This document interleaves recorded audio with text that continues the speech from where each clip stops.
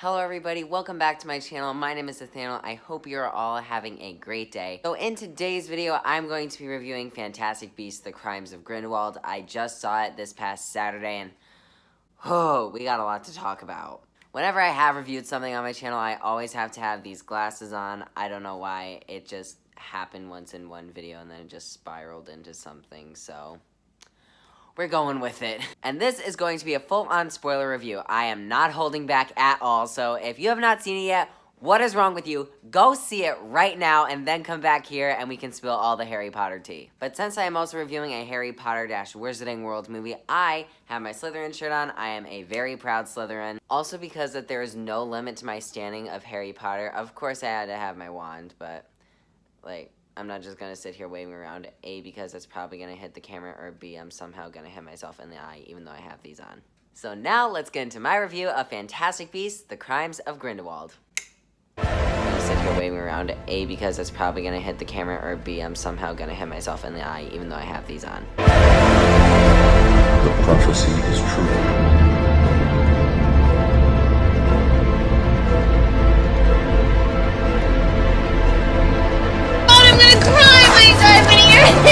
Told you it was gonna happen. So now let's get into my review of Fantastic Beasts: The Crimes of Grindelwald. The prophecy is true.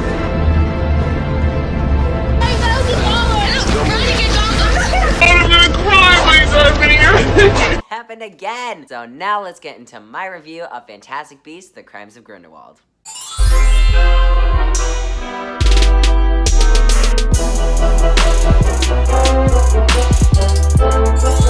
I don't even know where to start with this movie. I absolutely loved it. And based on most of the reviews, I am one of the few people who apparently do, because this movie especially got hit really hard critically, which is not only the lowest rated Harry Potter or Fantastic Beasts film ever in the entire franchise so far, but also it's just not a good number to get reviewed for any movie anyways. When I left the theater for this movie, I was thinking, I do not feel satisfied by this movie, but in a really, really good way. To me, this movie was definitely way more of a setup than a conclusive story, and I'm okay with that. In this movie, they really laid the groundwork to kind of give us enough questions and enough to theorize about for 3 movies to come. And of course, there's always going to be more twists coming up in the series, but I feel like there's just so many more routes that they have to go and tie up loose ends on that we shouldn't really get introduced to much more anymore. There's so much with Queenie turning evil and Fawkes and Nagini, because Nagini really kind of seems like a good guy right now, and somehow she has to end up with Voldemort and become a full-on villain. I know since she's a maledictus, she'll eventually turn to the snake, so, like, full-time, so I'm not worried about that. But how does she turn evil? Also, I really want to see Jacob and Queenie end up back together. That part broke me, to be honest. I think in the next movie, they should really plant the seeds for Queenie eventually turning back to the good side, because, come on, Queenie is, like, if she went to Hogwarts, she's such a Hufflepuff. She can't turn evil. Plus, I really just want to see her and Jacob end up together, and yeah. My favorite part about this movie was the Nifflers. They were my favorite part in the first one. They were so cute. They were so adorable. They were so mischievous. I can't get enough of the Nifflers. I love how in this movie, the main Niffler, who is my favorite one out of all of them, even though the babies are really cute, the main Niffler from the last movie is my favorite. To see him steal the little vial thing with Dumbledore and Grindelwald's blood, like forcing them not to be able to fight each other, since he stole that, it really contributed to the plot, and I really like that, because not only did you have something who was super cute and adorable, but it also contributed to the plot. So I really think the next movie should really be devoted to destroying that little vial, so that way Dumbledore and Grindelwald can fight each other, because we know they're supposed to have this, like, wizarding, world-changing, awesome lightsaber. Wow. Somebody once told me the world is gonna roll me. I ain't the sharpest tool in the Wand duel that is, like, changes the whole world and will be, like, the coolest duel in the series and the most epic. So I'm really excited to see them leading up to that. But of course, we have to talk about the last 15 seconds. If you somehow like movies getting spoiled for you, I know that there are some people who like movies getting spoiled for them. I don't know why, but you do you. This is the biggest spoiler in the whole movie, so seriously, even if you like stuff getting spoiled for you and you have somehow made it this far and not seen the movie,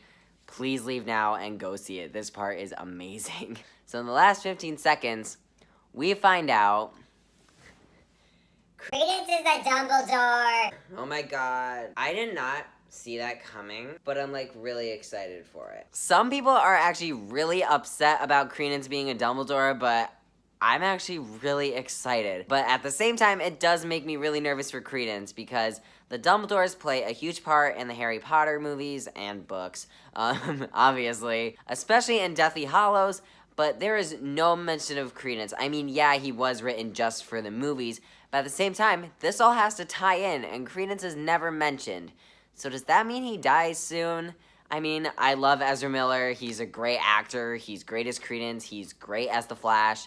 And, like, I don't want to see him go. But there's a good chance that he's gonna have to. Also, this is a really side note that I'm throwing in at the end, but I loved the McGonagall cameo where she, like, where the girl had, like, her mouth shut, and then she, like, opened it, and then she started yelling again, and then just shut it again. It was great, and it was so Minerva McGonagall-esque. And I know this movie takes place in 1927, and McGonagall wasn't born until 1935, so technically that would mean she's a full-grown adult at -8 in this movie. I get this because I just, like, don't understand. Like, I just hate math.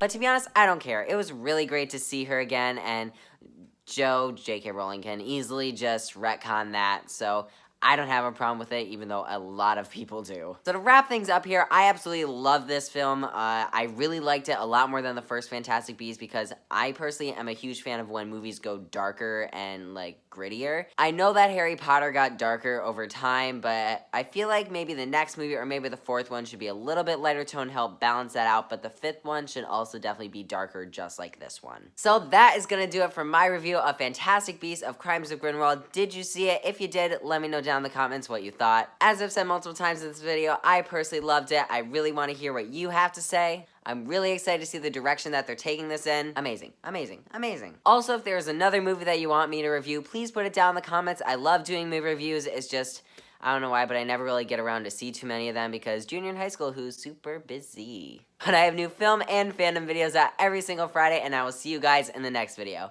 Accio outro.